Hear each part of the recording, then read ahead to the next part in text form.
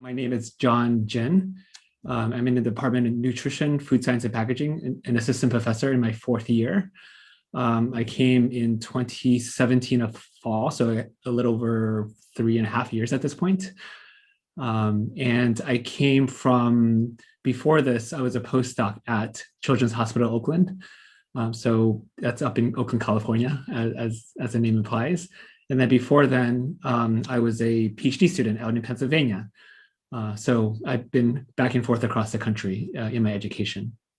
So my interest in nutrition really started early. I was a long distance runner. Back when I was in high school, I did cross country and track like many other student athletes. I wasn't good enough to be on the college team, but I continued doing it myself. But during that process, I really started thinking, how can I selfishly become a better runner by eating better? So I made that connection early during that high school time. So because of that, that prompted me to study nutrition as an undergraduate. And from then on, I was lucky enough actually to be able to work in a research laboratory and interact with graduate students. So during that experience, I realized it's not just about me. It's not just about eating to improve my own health. This is actually really important as a public health issue. So other people in other countries, developing countries have large issues with nutrition and malnutrition specifically. So that kind of opened up my eyes to things beyond myself as I was when I was an undergraduate. Due to that, I wanted to pursue nutrition and learning about how I can help beyond just helping myself as an athlete. And so that's prompted me to go pursue a PhD and do research in nutrition. And that opened up my eyes even further because I didn't realize what I didn't know until I was a graduate student. And it was during that process where I began to learn that I need to learn more and learn how to learn. So those things kind of connected a few things. One is that learning is an ongoing process. You're not going to be able to do that early on. But not only that nutrition, when I studied nutrition, so I went on to study my PhD in nutrition at Penn State University. During that process, I understood more that it connected with a lot of other disciplines in science outside of just eating, right? People think about nutrition and food, but it's not just about that. It's actually about how it intersects with your psychology, with your health and disease risk. So a lot of that prompted me to want to know more about that. So during graduate school, I studied nutrient metabolism in the context of disease. So my interest for a long time was to understand the metabolism of nutrients. So very much like the bench side, scientific side of things. But then once I got into my postdoc at Children's Hospital, I was in a research institute associated with the hospital. So that connected my research with people, right? So I used to not work with people in my earlier work. So that's where my people connection started. So there's some projects that dealt with feeding studies. We're testing a nutrition bar to see how that affects the health and disease of malnourished children. So we were trying to use evidence-based approaches to develop this bar. It was at that point called the Corey bar. And at this point, I'm removed away from it. It's probably caught something much more interesting than it was then. But that started my interest in connecting with people in research. During that time, that also fostered my interest in teaching. So I started teaching as well during my postdoc, and that intersection between research, working with children, and teaching at the college level led me to San Jose State. And that's where I'm able to connect those pieces together, where I enjoy teaching other students about nutrition, and I always want to tell them nutrition is more than what they think it is, because it's involving a lot of different disciplines. Not only that, it also allowed me to continue doing some research to improve the field and to gain more knowledge and to hopefully bring that out into the communities. So that's kind of the quick journey of how I got to where I am and the type of work I'm doing now in this department. Yeah, so some of the implications, I think as a researcher in nutrition, I think a lot of the big goals is hopefully you make an impact on people's behavior so that they can improve their diet quality so that they can live a healthy, long life, right? So that's the long-term, bigger picture goal that everybody tries to achieve. But as I tell my students, it's just like, when you're developing your question for research, you're not going to be able to solve the world's problems, right? I can't solve world hunger, and I realize that as a faculty. So what I tell students to do, and I try to do myself, is to take small steps. So what can I do to move toward that, right? So some of the work I'm interested in doing overarchingly is sustainable nutrition and health. So why I care about that is because there's this huge long-term, well, actually more short-term now, climate issues with the environment, and people are very aware of the rising, temperatures and climate change and all those things that are very timely for, especially for the newer generation, Gen Z, I guess, is a current crop of college students. So I've heard a lot about their specific interest in making sure that climate change isn't so severe that it's going to impact their lives and their children's lives severely. So because of that, in addition to that, I would say when I grew up in California, so I'm actually pretty local. I wasn't born in California, but I basically grew up here, and I went through many periods of drought. So if you are from California, you probably have been through that as well. There's all these sayings that you might have heard of when you were growing up, like, yellow is mellow, brown goes down, like in terms of the toilet. So that doesn't sound familiar to you, then you weren't around during that time. But I was around during that time, meaning that you want to conserve water. So basically by not flushing the toilet when you don't have to, right? So that's where that comes from. So when I started at San Jose State in 2017, we were just right at the end of the most recent drought that we had. I think we were in a 5-year drought that kind of ended with the huge storms that occurred in early 2018, I think, if you remember those few years ago when we had a lot of rain. So before that period, because we were in drought for so long, right before I started San Jose State, I was like, okay, we need to think about ways in which we can not utilize or waste water, because that's a big issue that it will be a big issue as we move forward, and if water becomes more and more of a scarce resource, as some people predict that it will be. So that's one of the big kind of gold rushes in the future. Is where's the fresh water going to come from?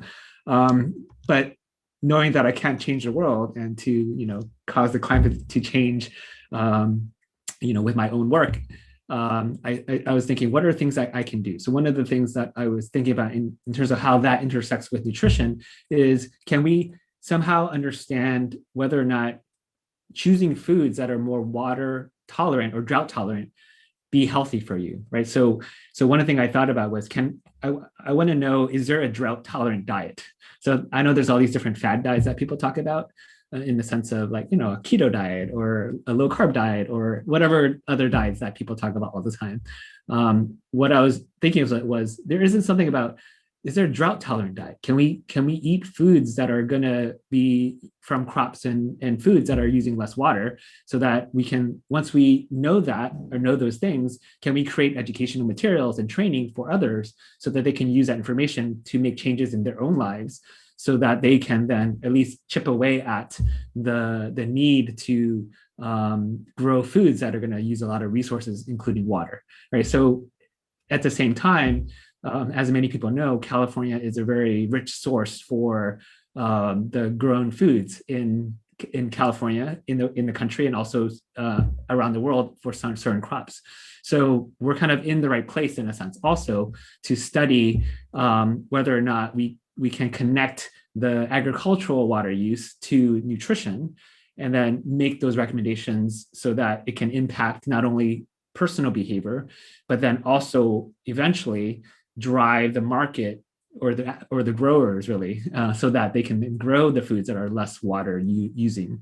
So in my mind, those are kind of the jumble of things in my mind of how I think the work that I'm interested in pursuing, and I'm kind of chipping away at that, will make an impact. Is really, I probably won't see it in my lifetime where this will make a change into the climate, but hopefully it's the beginning of something where others can take that information and then use that for that purpose.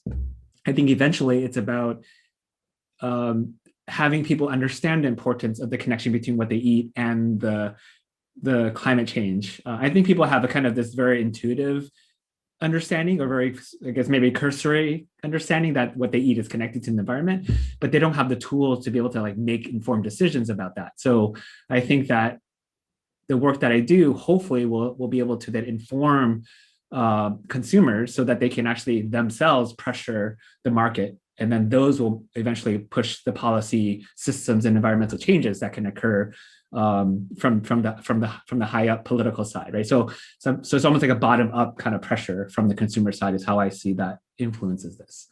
In terms of like the malnutrition, my advisor when I was a graduate student was a medical doctor in Guatemala, so he had those connections and those interests, which rubbed off on me in a sense. So I didn't go to Guatemala, do research in Guatemala directly or anything. I was in Pennsylvania doing my graduate research.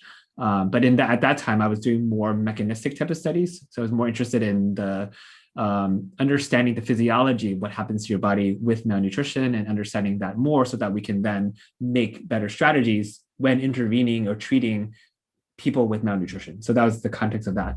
In terms of the children at Children's Hospital, these were actually patients at the hospital, right? Children's Hospital works with children mostly. I mean, there's some adults there in certain circumstances, but there's a large population. So this is in Oakland, California. So there's a large population, large African American population that goes there, and there's a high risk for various diseases like rickets, for example, which is caused by vitamin D deficiency in African American population is very common. So that target group was who we wanted to design the bar for, because it's children that are known to be malnourished. Can we design a bar that's palatable to them and that they'll actually eat that could improve their health status? So that the overarching question was trying to move in that direction. So that took many, many years before I think it's finally been marketed. I think at this point, this is way past my time back with the connection to that, but it's at that final stages of trying to get that out into the market. But I think it's at least a 10+ year process for that research to occur, because like if you look at any nutrition bars out there, nothing is evidence-based in the sense that they've actually tested the bar on a population of people to see if it's actually improved health parameters. Everything right now is based on research done in another setting, and then they're applying that knowledge to the bar and then saying that has health effects. So for example, if we say, whole grain oats are healthy for you, that's been studied and acknowledged. So then if I put whole oats in my bar, then I can say this bar is going to be healthy for you. But the question of if you actually feed somebody that specific bar, is it actually healthy for you? Has it actually improved somebody's health? Right. So that direct application or understanding is what we wanted with this bar. So we actually wanted to give kids this bar that we're developing and seeing, does it change their various health parameters? Right. So that was a long time. There's a lot of work over a lot of time with many different groups of people. So it wasn't a quick type of study that you can do. And because we were in Oakland, we use that population for that purpose. I currently teach some of the upper division nutrition major classes and also graduate classes. So the ones that I focus on primarily for the undergraduates is the advanced nutrition classes, which is metabolism. So this is the metabolic foundation for understanding for the students, which is foundational for their, I guess, evidence-based understanding, so that they can then apply that work as a practitioner. So most of the students, or many of the students that are taking courses in the department, want to be registered dietitians, as is probably not surprising from the outside perspective. So because of that, these classes help build that foundation.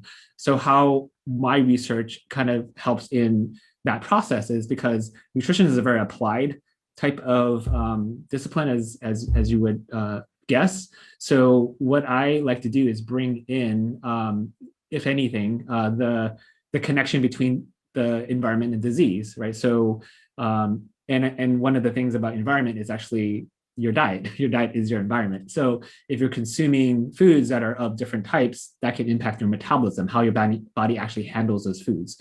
So I like to bring my knowledge from my understanding of that to the classroom, at least for the metabolism classes. For my graduate classes, I teach research methodology. So it's really about methodology itself. So it is a directly more correlative to research, in the sense that I often like to use the work that I'm doing as a framework or as a model to teach different types of approaches and designs for research. So it's more of a meta way versus a direct way. I wouldn't be talking necessarily about like sustainability in my class per se, but I would talk about this is how I would study sustainability, and this is the framework by which I use to conduct that research, and this is something that you can think about when you're trying to design similar type of work. So because of that connection, I bring it from that perspective. And then if there's anything that I can use to enhance that learning, I will. So one example that I can think of is when I'm teaching. So one of the methodologies for teaching research is to use surveys. And surveys is a very diverse discipline, but one type of question that's often asked is about when you're asking somebody about how much they like something, for example, how much do you like carrots, right? For example, a very simple question, right? So oftentimes you'll ask the question and then give them multiple choices, like you don't like it a lot, like it a little, you know, whatever the choices are. We call that a Likert scale, right? That's a type of instrument that is. And because I was able to or have developed those type of Likert scales in my research, I use those specific examples as I'm teaching this specific concept to the student. So I think that the research process is what informs the class teaching. So yeah, for me, I have varied my pedagogical approaches over time. I've actually started teaching back in 2012. So it's been a while since I've started, at least for me, it's a long time. Others, that's a very short time.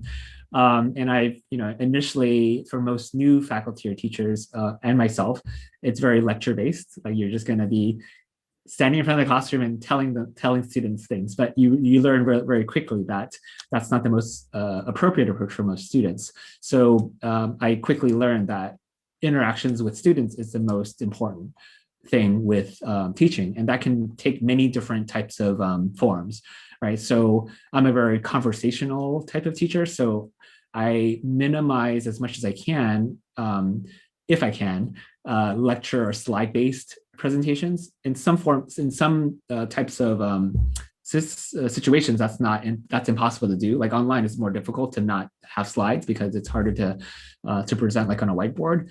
But if we were in the classroom physically, or if you can adapt it electronically, I would use a kind of a whiteboard type of or chalk talk type of pedagogy, meaning that I like to write things out and draw things out as I'm talking about them. And it's almost like old school. I don't know, maybe this is like if you like watch old movies about people teaching or professors, you see them writing on the big chalkboard, right? So I think that actually is a good approach because it forces me to slow down, and students only focus on what I'm presenting while I'm writing it down. And I can't go faster than what I'm writing down on the board. Because what happens oftentimes with slide-based is that you zoom through a lot of material and there's more content that's there than you can present. So you start going very quickly. So I like to make sure I slow down, use only the relevant examples. And I find that has been very helpful for a lot of the students to learn the material. So that's one thing I definitely use, and I encourage other faculty, if they can, get away from the slide if they can. go to either the real chalkboard or the virtual chalkboard if they can. But I understand that that's not always possible. So that's one interaction that I would recommend. Other ones is also to give the students different options to interact, right? So oftentimes when you're thinking about the classroom, you're thinking about like people raising their hand and then like we're getting called on and responding, right? So that's the typical type of scenario. But many students, myself included, even when I was a student, I don't like to speak in class. I'm just that type of very introverted type of student. And people don't believe me when I say that, when I tell them that now, but I was very introverted, and I'm still actually very introverted right now. So I don't like to speak up when I don't have to, essentially. So because of that, giving students different ways to interact, either with each other or with the teacher, is going to be important. So one way to do that is implement group type of activities where there's no stakes except for them to interact with their peers, and there's usually no pressure to then interact with the whole class. So people work better in these small groups. So that's one approach for interaction. And another way, especially online, is to do polling and those type of interactions, which are nonverbal, but more, multiple choice, word phrases that they input into a cloud, a word cloud, for example. You might have seen that in many different examples as you're going through different Zoom type of classes or workshops. But I think those are done on purpose because those are effective to have interaction with people that might not normally be comfortable interacting in a verbal way. So when I'm thinking about pedagogical approaches, it's like, can I increase the amount of student interaction in whatever way that they can? So there's a kind of buzzy words, right? Work-life balance was the old way. Now it's work-life integration, as you mentioned, right? So that's definitely things that people are talking about. You can't really separate out work and life. So for me, it's something that is an ongoing kind of a work in progress, as probably is true for most people.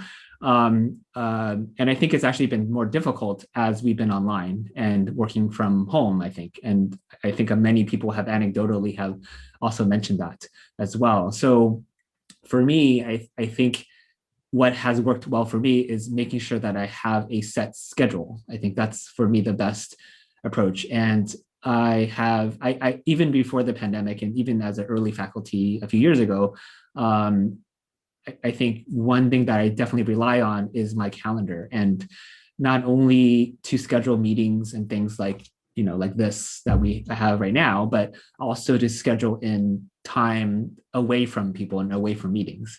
In a way, a meeting with yourself, in a sense, right? So blocking off like 3, 4, 5 hours over a few days just so that I can work on my own things and to think about my own work separate from any other interactions, because I think that ability to kind of work internally separate from the noise, quote unquote, from other people is actually going to be very helpful to be productive. And I think ultimately it's about getting work done in an efficient way. And I think what I find myself neglecting at times is once I start straying away from that structure of the calendar a little bit, things get really hectic and crazy.